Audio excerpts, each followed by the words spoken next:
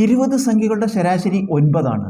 എല്ലാ സംഖ്യകളെയും 4 കൊണ്ട് ഗുണിച്ചാൽ പുതിയ ശരാശരി എത്ര?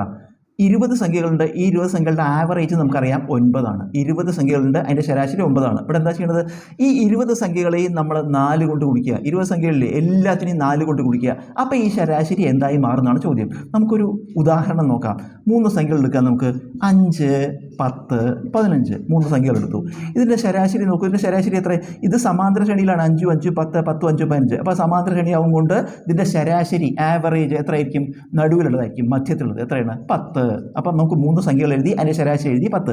നമുക്ക് എല്ലാത്തിനെയും ഒരു സംഖ്യ കൊണ്ട് ഗുണിച്ച് നോക്കുക. അതിന് എല്ലാത്തിനെയും ഒരു സംഖ്യ കൊണ്ട് ഗുണിച്ച് നോക്കുക. 3 കൊണ്ട് ഗുണിച്ച് നോക്കുക. എല്ലാത്തിനെയും 3 കൊണ്ട് ഗുണിച്ച് നോക്കുക. നമുക്ക് എല്ലാത്തിനെയും 3 കൊണ്ട് ഗുണിച്ച് നോക്കുക. 3, 5, 15, 3 × 10 30, 3 × 15, 15 3 45. ഈ സംഖ്യകളുടെ ശരാശരി കണ്ടു നോക്കുക. ഈ സംഖ്യകളുടെ ശരാശരി ഇതും സമാന്തര ശ്രേണിയിലാണ്. 15, 15, 30, 30, 15, 45. അപ്പോൾ ആവറേജ് എന്താ? നടുവിലുള്ളതായിരിക്കും. നടുവിലുള്ള എത്ര? മധ്യത്തിലുള്ളത് എത്ര? 30. അപ്പോൾ നോക്കൂ, ഇത് തമ്മിൽ എന്താ ബന്ധം? എന്താ?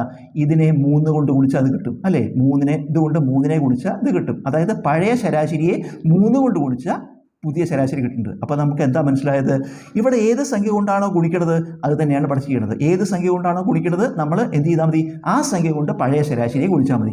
അതുപോലെ ഇവിടെ ഏത് സംഖ്യ കൊണ്ടാണ് ഗുണിക്കുന്നത്? 4 കൊണ്ടാണ് ഗുണിക്കുന്നത്. അപ്പോൾ ഇവിടെ 3 കൊണ്ട് 10നെ ഗുണിച്ച പോലെ ഏത് കൊണ്ടാണ് ഗുണിക്കുന്നത്? 4 കൊണ്ടാണ് ഗുണിക്കുന്നത്. അതിനെ എന്ത് ചെയ്യുക? പഴയ ശരാശരി കൊണ്ട് ഗുണിക്കുക. ചെയ്ത് പഴയ ശരാശരി എത്ര?